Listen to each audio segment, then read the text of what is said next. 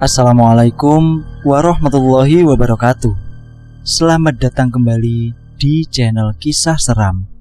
Pada kesempatan kali ini, gua akan membacakan sebuah cerita yang ditulis oleh @mika0619.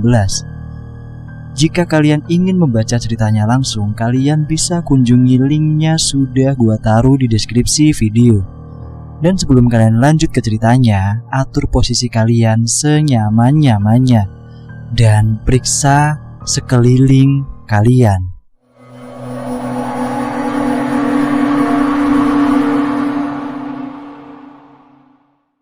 Tol Cipularang kilometer 90 sampai 100. Disclaimer, nama karakter telah disamarkan. Pada tahun 2002, akhirnya niat Boy untuk mengenalkan calon istrinya kepada neneknya di Bandung terlaksana. Neneknya sejak semasa Boy masih duduk di bangku SMA sudah mewanti-wanti agar jika sudah memiliki calon istri hendaknya dikenalkan dulu kepadanya terlebih dahulu.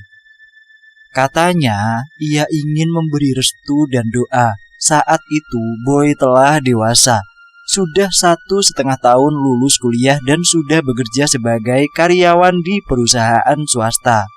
Dia sudah memiliki perempuan pilihan yang hendak dinikahi. Kedua belah pihak keluarga sudah saling merestui. Sebagai cucu pertama, Boy tak ingin mengecewakan kehendak neneknya itu. Sebelum pernikahan, dia terlebih dahulu membawanya ke Bandung untuk menemui nenek tercinta. Berangkat dari Jakarta dengan bergendara mobil pada pagi menjelang siang agar bisa lebih berlama-lama di rumah neneknya itu meski tidak bermalam. Jakarta, Bandung memang tidak terlampau jauh. Kemungkinan ditempuh dengan cara pulang pergi dalam sehari. Boy berangkat dengan calon istrinya, Dira. Turut pula menemani adik Boy, yakni Yoga, dan seorang adik sepupu bernama Awan. Tahun 2002, jalan tol Cipularang belum beroperasi, masih dalam tahap proyek pengerjaan. Saat itu, akses jalan tol jika dari Jakarta hendak ke Bandung, maka gerbang terujung keluar jalan tolnya adalah daerah Sadang, Purwakarta. Selanjutnya melanjutkan perjalanan melalui jalan raya biasa melewati kota Purwakarta. Dari wilayah Purwakarta, tidak jauh dari Jatiluhur sampai dengan masuk wilayah Kabupaten Bandung Barat, tepatnya di daerah Cikalong. Pada beberapa titik di sisi jalan raya terdapat jalan yang dibuka sebagai akses menuju proyek perjalanan jalan tol. Pada beberapa titik di sisi jalan raya terdapat jalan yang dibuka sebagai akses menuju proyek pengerjaan jalan tol. Akses jalan itu sengaja dibuat untuk keluar masuk kendaraan berat yang membawa material ataupun para pekerjanya. Di muka akses jalan itu terpampang tulisan pada papan yang kurang lebih redaksinya, "Hati-hati, keluar masuk kendaraan berat, proyek jalan tol Cipularang." Waktu sudah menunjukkan pukul 8:30 malam. Boy dan semua pamit kepada neneknya akan pulang kembali ke Jakarta. Mereka memanggilnya Nini, bahasa Sunda yang artinya nenek. "Gak nginep aja, besok pagi baru pulangnya," saran sang nenek. "Enggak lah nih, mau langsung pulang aja, gampang, nanti kesini lagi," jawab si Boy. "Iya udah atuh, hati-hati di jalan ya, jangan ngebut bawa mobilnya." "Siapa yang bawa?" tanya nenek. "Yoga nih," sahut Yoga. Jam 9 malam, mobil memasuki gerbang tol Pasteur yang saat itu jalan tolnya hanya sampai pada larang. Jam 9 malam, mobil memasuki gerbang tol Pasteur yang saat itu jalan tolnya hanya sampai pada larang. Pada posisi kursi jok depan, Yoga yang menyetir mobil dan Boy di kursi di sebelahnya.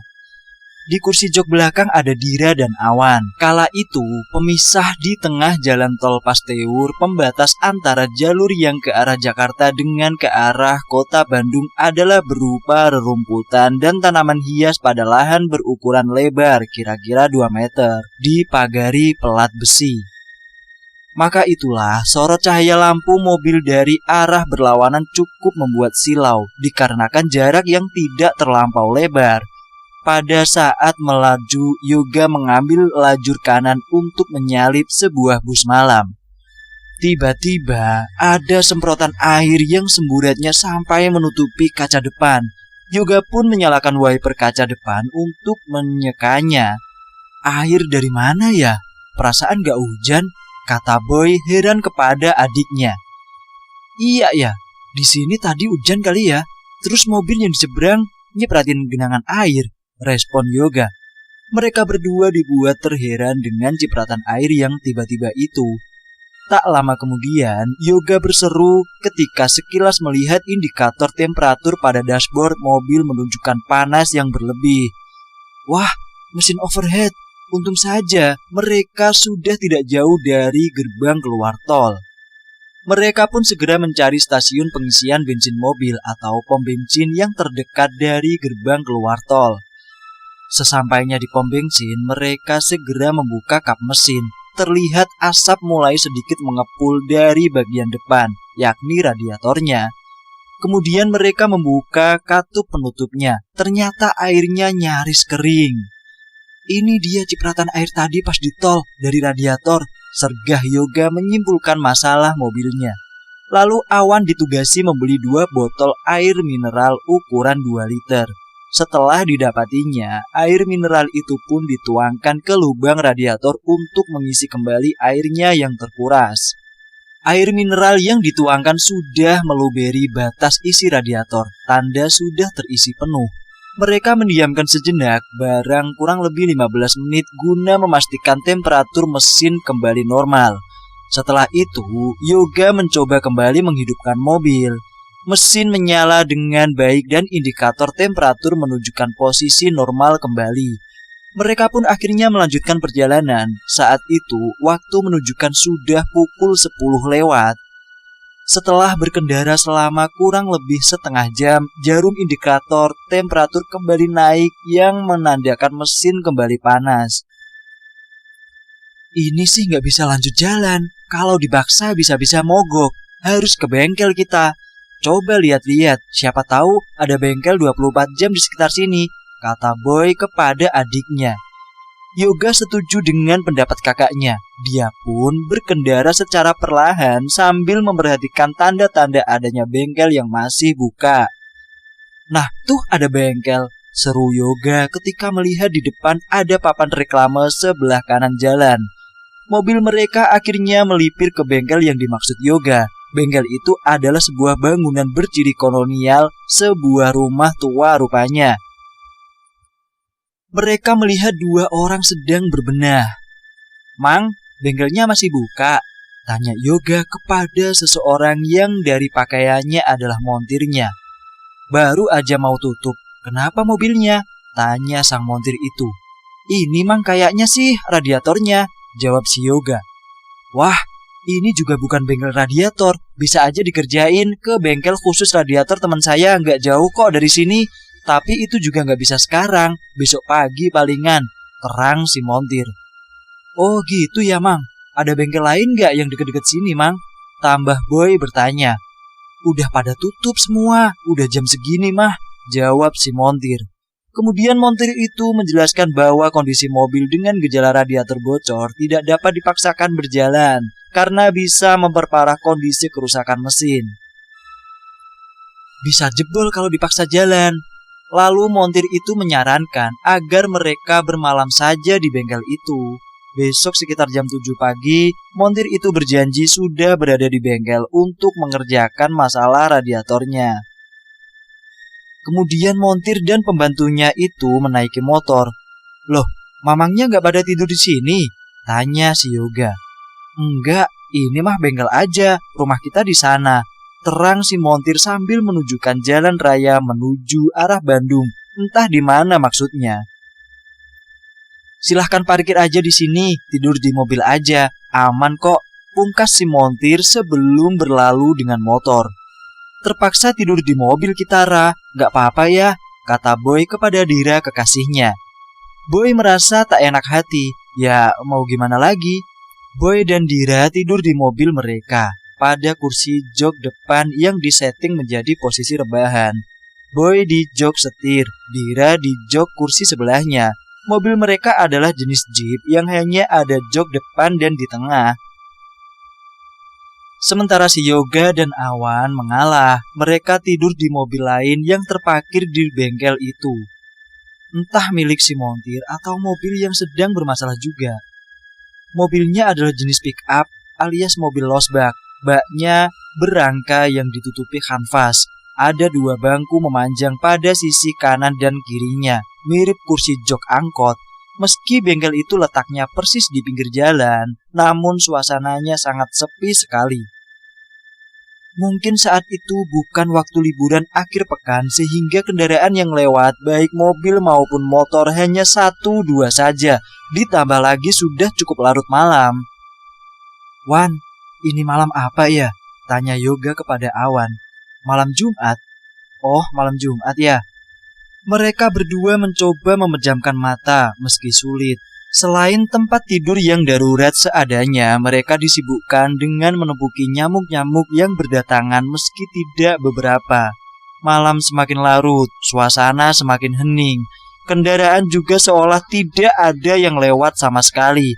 Mereka berempat berhasil juga tertidur meski tidak pulas, karena rasa letih yang membuat mereka akhirnya dapat memejamkan mata. Di mobil, Boy meski tidur namun sesekali terbangun.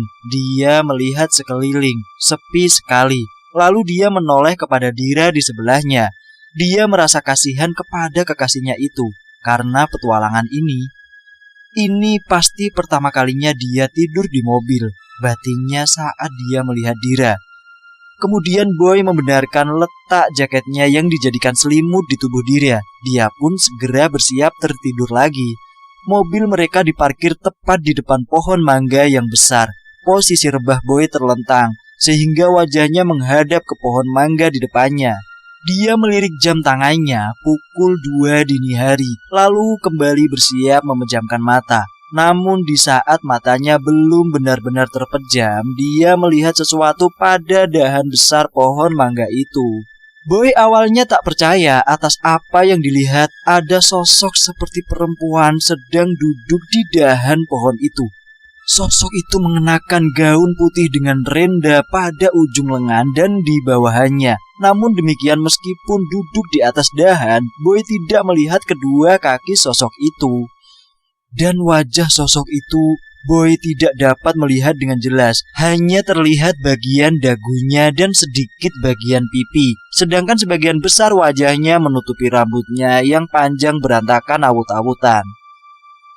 Dari posisi kepala, sosok itu sepertinya dia sedang menatapi Boy. Boy hanya bisa diam terpaku. Dia berusaha mencerna otaknya akan apa sebenarnya yang ada di hadapannya itu.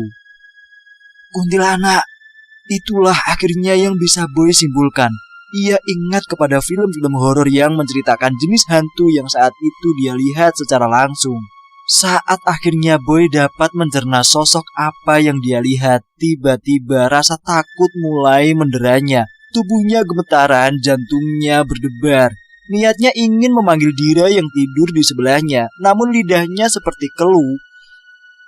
Akhirnya dia terpikir untuk berdoa, doa apa saja yang dia bisa, dengan harapan dapat mengusir sosok kuntilanak di hadapannya itu. Ia lalu memalingkan wajahnya dan memejamkan matanya, mulutnya terus berkomat-kamit membaca doa. Setelah sekian menit, Boy memberanikan diri untuk membuka matanya dan menengadahkan wajahnya menatap kembali ke dahan pohon mangga itu. Sosok kuntilanak itu telah hilang dari dahan. Namun hatinya masih gusar. Boy belum yakin kuntilanak itu pergi begitu saja. Nafas Boy tersengal-sengal bagaikan habis berlari. Bibirnya mengucap, "Astagfirullah, astagfirullah." Sambil memejamkan mata, mencoba meresapi zikirnya itu agar dapat mengendalikan rasa takut dan syoknya. Boy pun mulai merasa sedikit tenang, lalu dia membuka matanya kembali. Suasana masih hening sekali, namun sekarang terasa mencekam. Tak ada suara kendaraan yang lewat.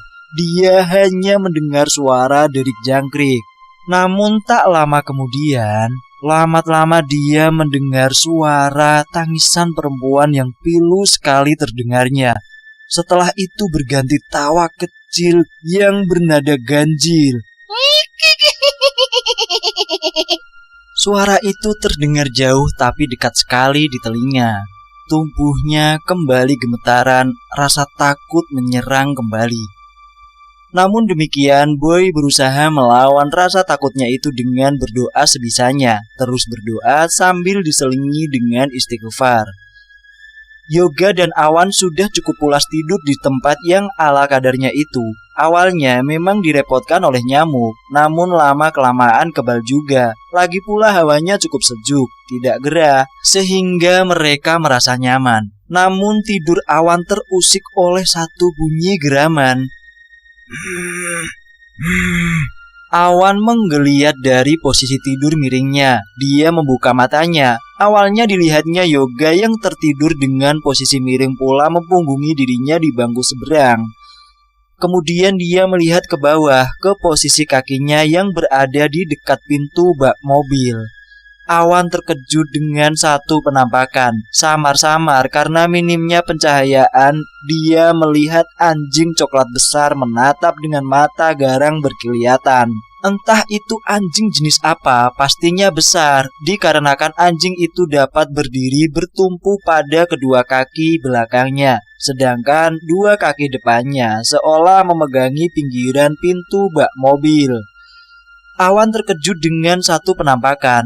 Di sisi sebelahnya, di sisi Yoga tidur juga ada anjing berwarna hitam pekat, berdiri dengan posisi sama persis dengan anjing yang di hadapannya.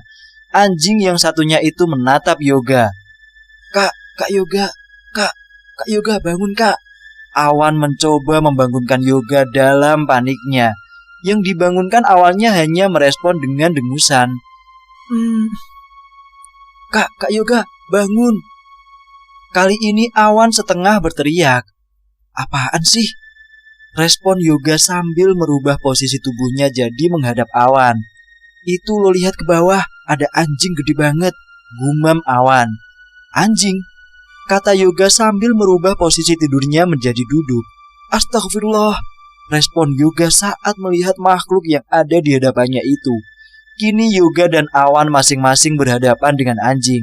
Awan dengan anjing coklat, Yoga dengan anjing hitam pekat. Tubuh kedua anjing itu sama tinggi besarnya. Keduanya mengeluarkan suara geraman yang berat dan menyeringai menampakkan gigi-giginya yang tajam mengerikan. Yoga dan Awan panik. Mereka saling bertatapan dengan anjing di hadapan masing-masing, seolah menunggu akan segala kemungkinan termasuk kedua anjing itu naik ke bak mobil lalu menerkam mereka. Namun tidak dinyana.